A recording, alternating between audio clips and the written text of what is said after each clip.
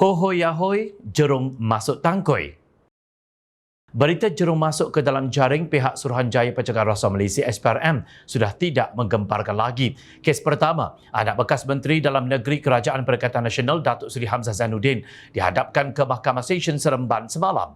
Muhammad Faisal Hamzah didakwa atas 9 pertuduhan mengemukakan dokumen palsu dan memiliki barang kawalan minyak masak melebihi had dibenarkan tahun lalu. Turut didakwa Azizul Abdul Halim, kedua-duanya pengarah rimba merpati Sdn Bhd iaitu pemegang lesen minyak masak borong.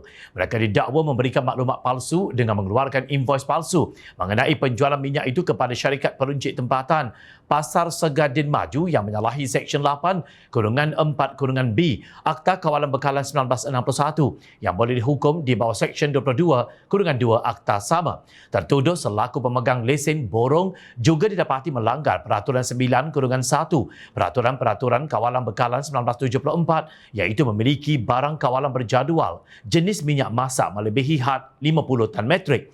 Kesalahan tersebut dilakukan pada jam 11.15 malam di premis perniagaan rimba merpati Sdn Bhd di kawasan industri Sina Andala Senawang pada 11 Ogos 2022.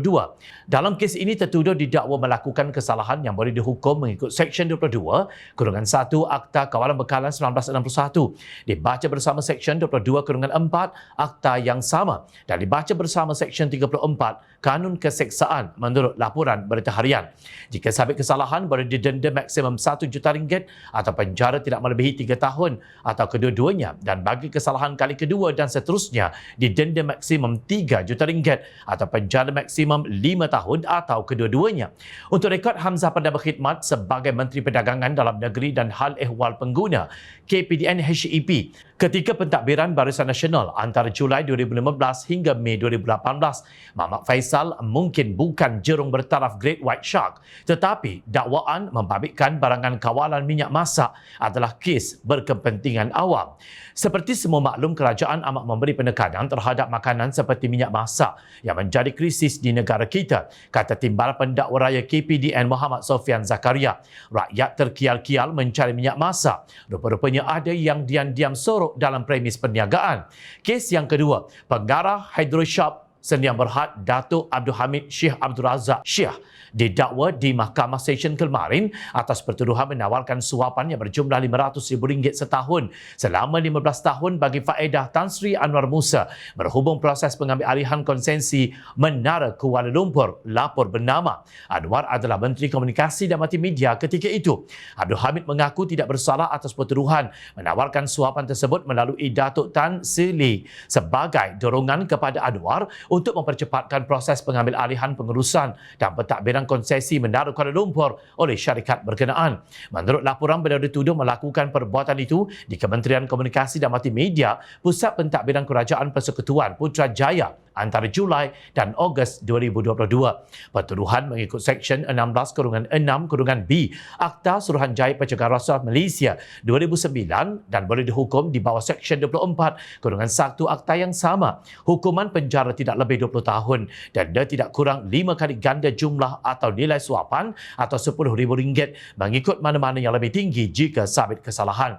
Syarikat Hydroshop juga didakwa atas pertuduhan sebagai organisasi komersial melakukan kesalahan bersekutu dengan Abdul Hamid menawarkan suapan itu kepada Tan, seorang ahli perniagaan bagi faedah Anwar dengan niat yang sama. Perbuatan itu didakwa dilakukan di tempat dan pada tarikh yang sama. Pertuduhan mengikut Seksyen 17A/1/A Akta SPRM 2009 yang boleh dihukum di bawah Seksyen 17A/2 Akta sama yang membawa hukuman denda tidak kurang daripada 10 kali ganda jumlah atau nilai suapan atau RM1 juta mengikut mana yang lebih tinggi atau penjara maksimum 20 tahun atau kedua-duanya jika sabit kesalahan.